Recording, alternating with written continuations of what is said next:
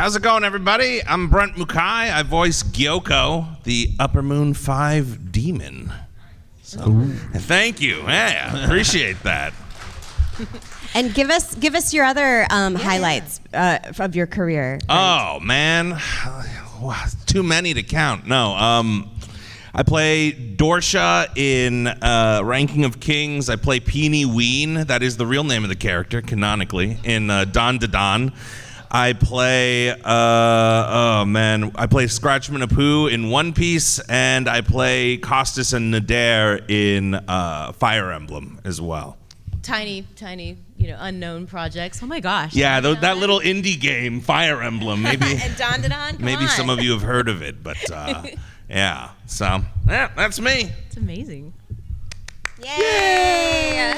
Oh, thank you. My name is Mela Lee. I'm a voice actress.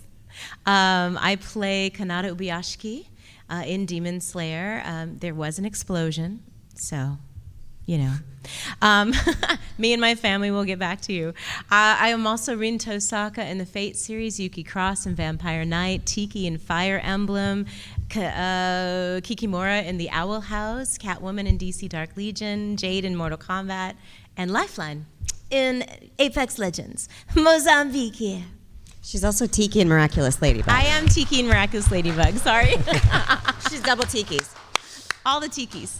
Hi, my name is Reba Buhr. In Demon Slayer, I play Aoi Kanzaki. Yay! The head nurse at the Butterfly Mansion. My other big roles are Len from Sword Art Online Alternative Gun Gale Online. I play Mine in Ascendance of a Bookworm. I play both Rose and Julika in Miraculous Ladybug. Nikaido in Dorohedoro, Ponzu in Hunter x Hunter, and Ivy in Fire Emblem Engage. Wow. Yay. Right on. It's a lot of work going on. Fire Emblem for all of you, and of course Demon Slayer. It's such a big series. There's so many games, and then there's Fire Emblem Heroes. So it's kind of like the Law and Order of oh my gosh, the voiceover world. At some point, you're gonna get your shot. Yeah. 22 seasons. Yeah. And so many characters. Yes. Yeah. During the Mugen Train arc, me and my sister both cried our eyes out seeing Rengoku die. So what were your guys' reactions to that? To seeing that he would die during the Mugen Train arc? I haven't seen the movie. Oh. So I can't answer that question. I'm so sorry. But okay. Brent has. I love the movie. I don't know. I didn't cry. I'm trying to think. Did I cry? I might have shed a tear. But mostly I was like, what a cool fight. I don't know.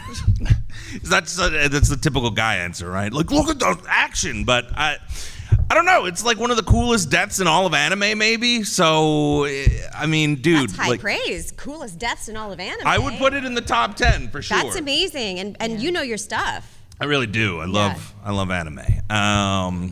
You can't tell by my shirt. I don't know. Like, the fight was incredible. Like, the amount of times that the back and forth, the way that they like staged it and everything. Like, I watched it in theaters, and this was before I was even in Demon Slayer. So I was like, I don't know, like our whole movie theater was like cheering and stuff, and then like it got really quiet at that point.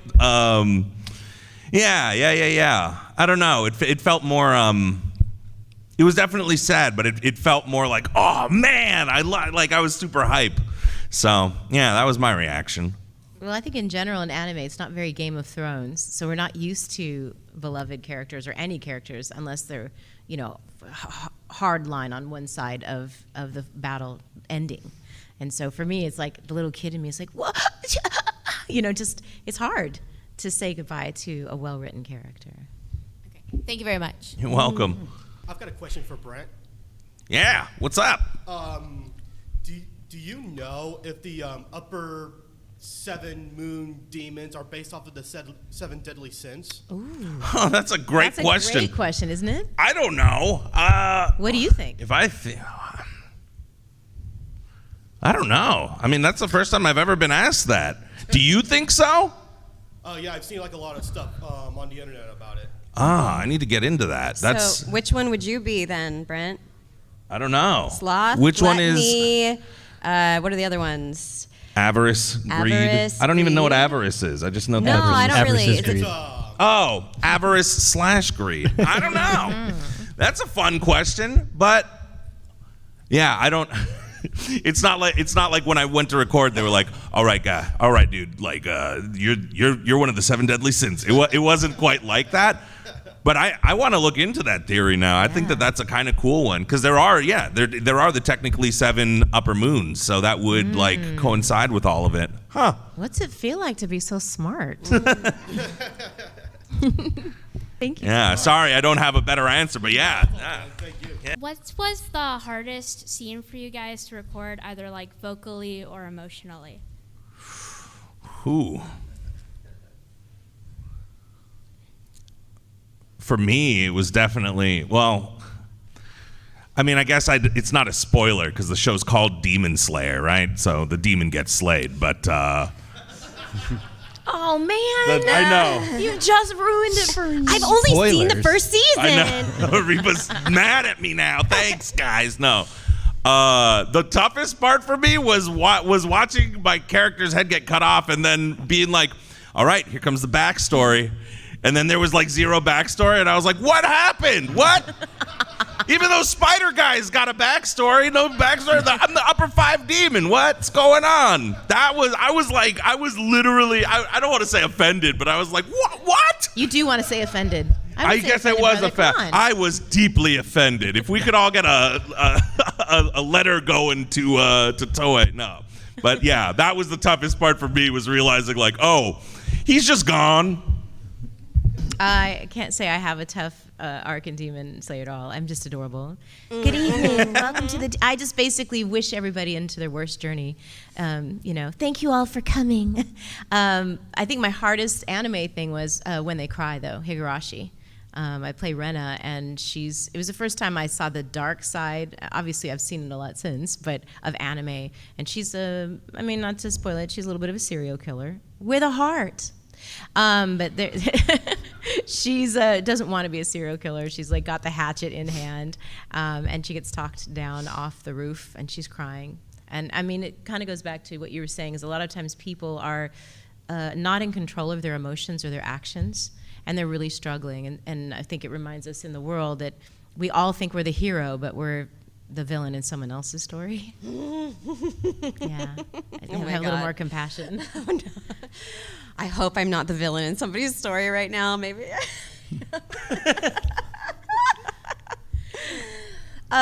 So for Aoi, I meant it toward your nurse, where you were just saying like she was. I don't mean you're the villain. I meant like you were just saying people on the inside like they're struggling. Yes, Aoi might be the villain. I see now because that the soundbite on the YouTube will be like, fight breaks out between Reba and Nels. she's making somebody take their medicine and they don't want to. So Aoi has a big reveal in possibly the last episode of season 1 when she's hanging up the laundry and Tanjiro's about to head back out onto the road, and she's like, okay, bye, it was nice having you.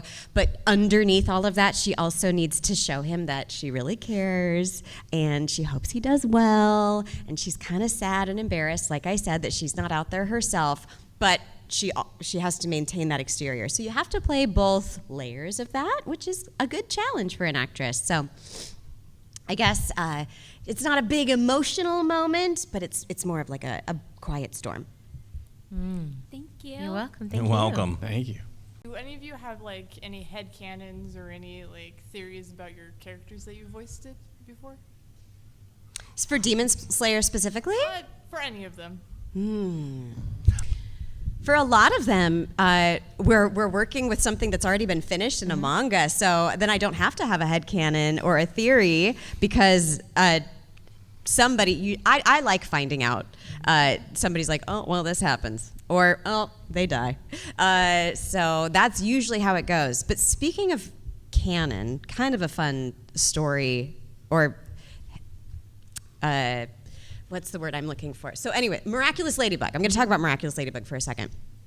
I play 2 characters who are always hanging out together. And from the very first season of the show, people started shipping these 2 characters, these 2 girl characters. And, everyone's like, no, stop it. You're just shipping them because you wish, right? But here we are in season 6 of the show, and they are very truly now, these two characters that are friends of Marinette's in the show, Rose and Julika, they are absolutely, definitely dating. You see them, holding each other in the bus or holding hands or, giving a little peck on the cheek or something. It's a kids show, so they don't go, too heavy. And I really, really think that it's entirely because the fans shipped them, made so many pieces of art, and wrote so many stories, and ZAG, the creators of that show, took in that information from the fans and decided to run with it. And it's such an I've never seen another instance where the fans got to become the final writer in the series in that way. So that's the only show where I think of making up fan theories about it. And I know it's not Demon Slayer, I'm sorry, because Demon Slayer's been written already. I love that. I mean, Apex, I think we're going to have a lot more fan interaction. Like Apex is similar with the art. We had such incredible artists that were attached to Apex Legends, and then the art started to show up, the skins and the art in the actual game. As far as headcanon, again, not necessarily Demon Slayer, even though I found I have sisters, but when I first started in anime, I played Shinku in Rosen Maiden, who was looking for her father and her sisters. Fate's Day Night, father died. Is trying to find a timeline even where maybe her father's alive. How can she make him proud? Yuki she's an orphan, doesn't know who she is, finds out who she is later. And unbeknownst to me, I had an adopted brother, and I think he brought the interview, but my biological father saw an interview of me for Yuki Cross. And come to find out, unbeknownst to me, I found out who I was, and I had a biological father. There was a big mix-up, long story. But I stopped playing, after I met him, I stopped playing characters that were looking for their father. Wow. Whoa. That's some cool life canon. Right? And then 3 months before I got cast in Miraculous Ladybug, I had this cool trip with Christina V in New Zealand. We went to go to Armageddon, New Zealand, and it's an 11-hour trip, and we really bonded. We, over anxiety, and we love our career, but we didn't realize how many people we were going to actually meet out in public. You kind of feel like I'd love to be on stage, and I like to be on stage, but as a singer, but as an actress, I loved being in a dark room by myself, and I don't have to meet anybody. So we were kind of laughing that ha ha ha, now we have to meet thousands of people. Hope we get to do a show together. Flash forward 8 weeks later, I get an email, and turns out that I have a biological father who's just found me. I meet him on January 8th, 2016, and that same week I have my first session for Miraculous Ladybug with Christina V, okay? And I play Tiki, right? And I get off the plane, and the first thing that my father said to me in person was, "Hello, Ladybug." Okay. The universe clearly is writing your story, right? So when you talk about headcanon, I'm like, are we in a simulation, or is it just love letters from the universe? It's Mela, did you know that Catwoman, Selena Kyle, is also looking for her father, though? Right. Did you know that? No. So I have also recently had the opportunity to play Catwoman in a podcast series where we are adapting the original comic books kind of panel for panel into audio form. Okay. So I talk amongst yourselves. Sorry, I had not read the books Here we go. yet, but now that I have read these first 3 books, I found out that one of the storylines is that Selena Kyle... Her father's a criminal, right? Her father's a criminal. Yeah. And she's looking for him, and she doesn't actually get to meet him. Right. Yeah. But she kind of finds his grave finally. Well, She's in like, certain "I'm stories, pretty she sure does. Yeah. In certain stories, she gets screwed over by him because he steals some stuff. Think about all these different timelines. So it's still following you. Just I'm a DC nerd as well. Lives. I love it. What a great, you guys, these questions have been great because this is not your average panel, right? You're sparking up, collective, which is one of the reasons we were just talking about. Fan theories are going to make it more in because we're talking, they're filming. We are becoming part of this zeitgeist that is creating the lore that is not just for our country or our culture, but for the world. I've got some juicy Gyoko headcanon for you. I truly believe that Gyoko and the voice, the whole like, oh, it's so nice to see you. Like, I think that all of the fanciness and everything that he does is a show. And I think that he actually talks like a regular blue collar guy. Because when I read about the character in like one of the art books, they say that he's from this like lower class village. He's like this, so he doesn't have any real claim to like fanciness or any of that.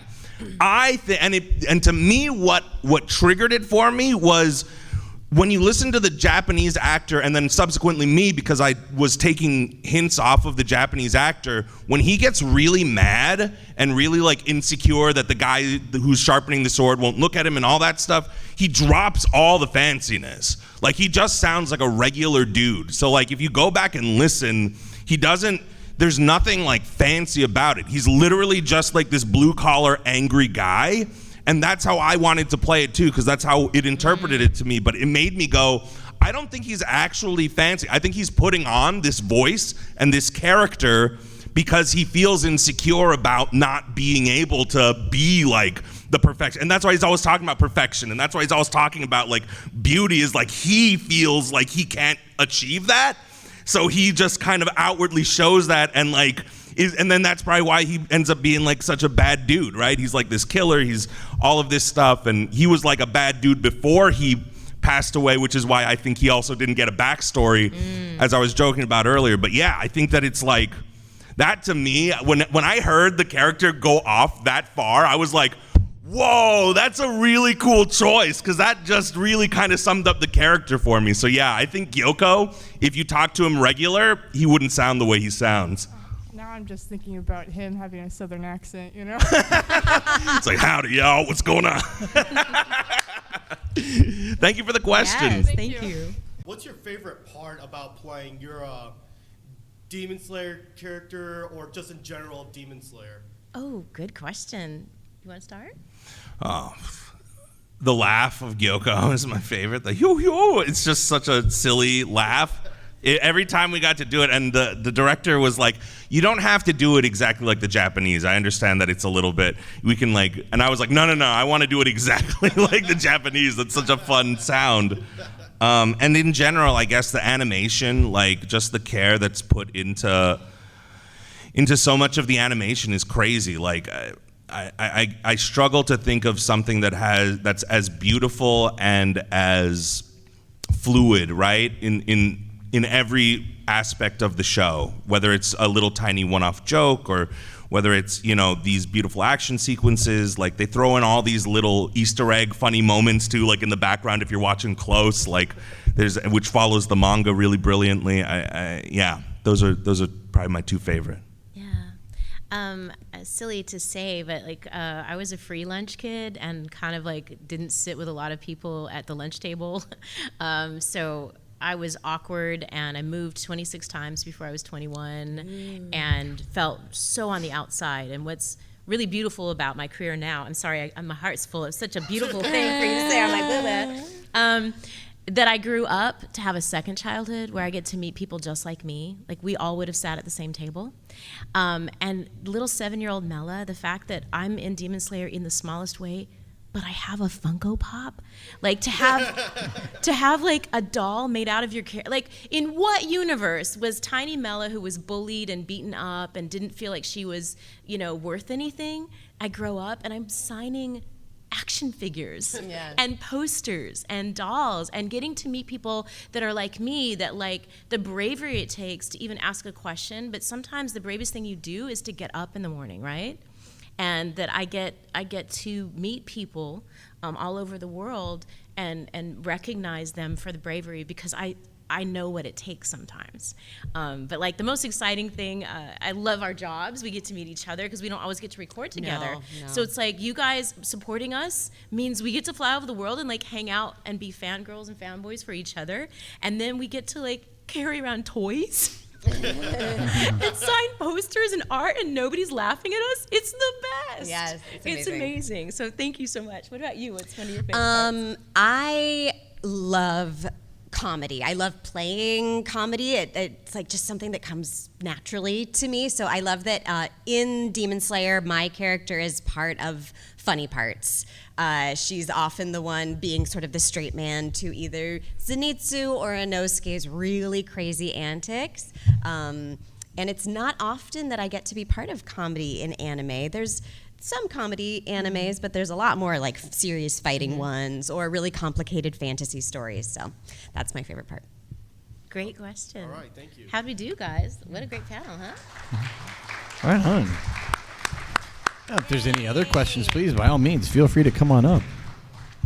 So, I mean, kind of going off what you were talking about, Mela, the whole idea of being able to be up here and be a part of something. I mean, was that something that you guys ever expected, was to become a part of something that was so impactful? No.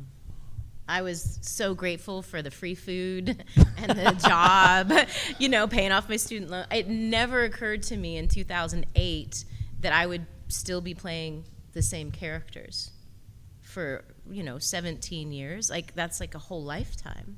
I think if you start now, you have an idea that something can last, but anime in 2008 was so niche. 2D games were so, you'd have to go to a store to get them. You couldn't stream them anywhere. So it never occurred to me that it would become a worldwide phenomenon. It didn't mean that I didn't love it. I just couldn't quite imagine a world that had that much joy in it. That's surprising and beautiful. And again, it's like Charlie and the Chocolate Factory. I don't know if you guys have seen the movie or watched the book, 70s version, but like when all of the tickets are gone and Grandpa and Charlie decide to have a chocolate bar just to enjoy it. Right, nothing great's gonna happen. I would take a job from anime because I'm like, listen, I'm gonna go to law school, but like, oh my gosh, I'm gonna do anime like for a couple of sessions. This would be great. But then to unwrap that experience and get a golden ticket and get to have like this tour of this magical life that is being a voice actor was pretty amazing. Yeah. And what about you? Oh, I'm having a memory right now of going into the studio for a job early when I was starting out and saying to, I think it was probably Ezra still, that director who gave me my first opportunity, wow, I got to do 2 jobs this month. This is amazing. And he said, someday you'll have 2 jobs in a day. And I was like, yeah, right. And he saw it, he knew, he believed in me, and I just couldn't see how that could ever happen. And then now I do it as my full-time job, and I pay my entire life with it. So yeah, I had no idea. No. I mean, dude, it's crazy. Like we're like, this is the coolest thing in the world to me. I grew up on anime. I grew up in the exact time when Pokemon hit. Like I was born in Hawaii, so I was born all the way in the middle of the ocean, and I always felt like my dreams were so far away. Like I wanted to do like acting, and I wanted to do like voice acting, and I wanted to be a part of these great stories. And I don't know, something about growing up so far away, you don't think that it's possible. So now to be here, I mean, it's literally the dream come true. Like I'm one of the people that was like, I want to be in anime. I want to do video games. Like that was the dream. And figuring out a way to do it is just one of the most gratifying things in my life. Yeah. So basically, there's a tear in the universe and anything's possible. Yeah. Okay? And the cool thing now is that there are a lot of people that have these dreams now that want to do this, and it is accessible in a way that, 15, 20 years ago it wasn't. Like, you two have been doing this for much longer than me. Like, my first anime was in 2020. So, listen, we're not up for the same role, so no, that's why not we're at friends. That's why we're not at each other's throats. Yeah. But yeah. You'd make a great Rin Tosaka, though. Let me just put it out there. Oh, I wish I knew what that meant.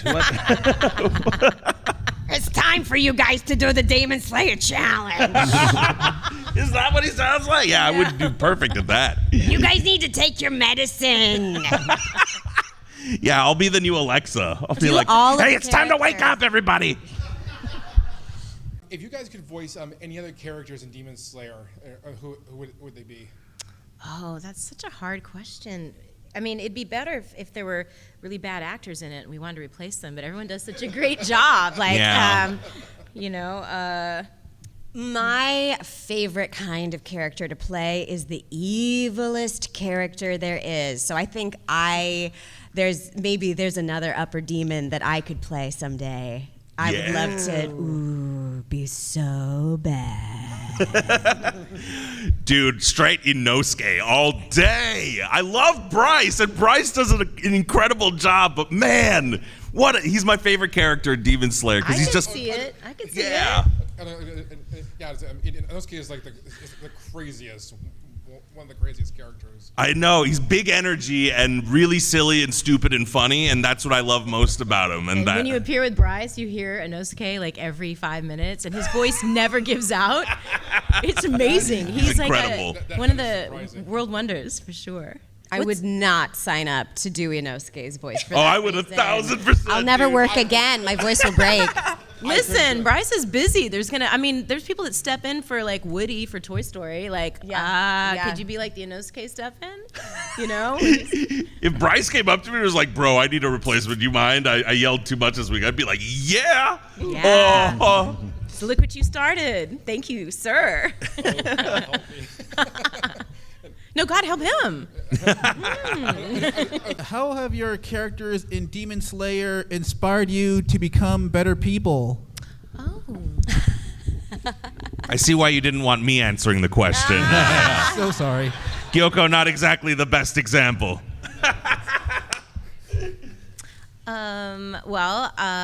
I met my biological dad and family just a few years ago, and I am a sister.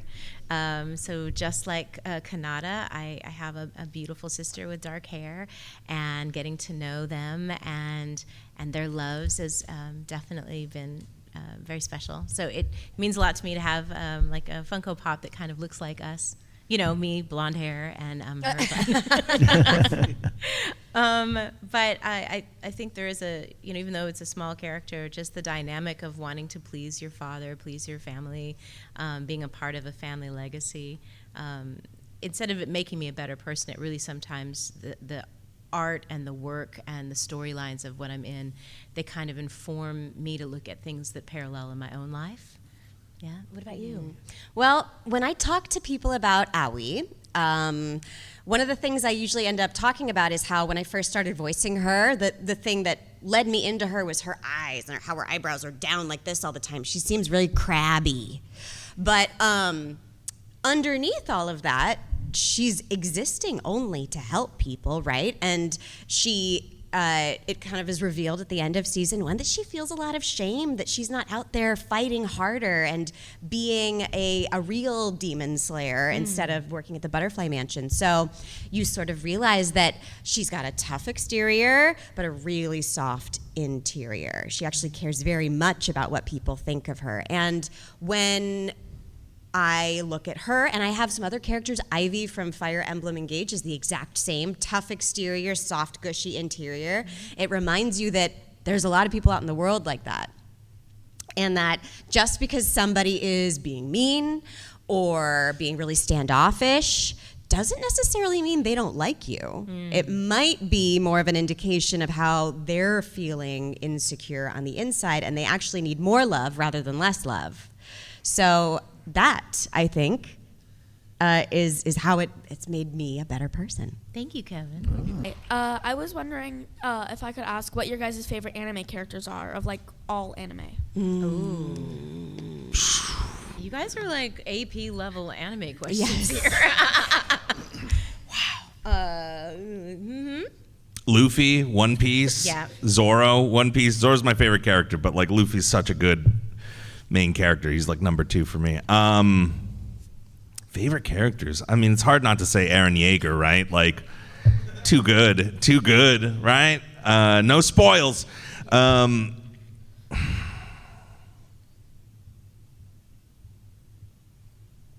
I can think of more. This is such a good question. Yeah, for I know. you. I'm just thinking about all the animes that I love. Oh my gosh, my favorite dub of all time is not Mustang. He's in Full Metal Alchemist Brotherhood. The Führer of Full Metal Führer Bradley is like one of my favorite anime performances ever. Ed Blaylock played him, and he's no longer with us. And I never got a chance to meet him or shake his hand or tell him how inspiring his performance was. But I always think of him when I think of like a great all-time like anime performance. So just like in terms of dubs, that's my favorite. Yeah, I don't want to hog it, please. I don't want it to be self-serving, but Ren Tosaka. Yeah, you gotta do it, Mela. She's best girl. I literally went to a Catholic girls' school with a V-neck red sweater and a white cross on it and a pleated skirt. And to be edgy, we were supposed to wear knee-highs and black like leather shoes, lace-ups. So of course we wore Doc Martens and thigh-highs to be edgy. So when I saw her, I was like, yeah, I know this girl. So Ren Tosaka for sure. I'm definitely a One Piece fan.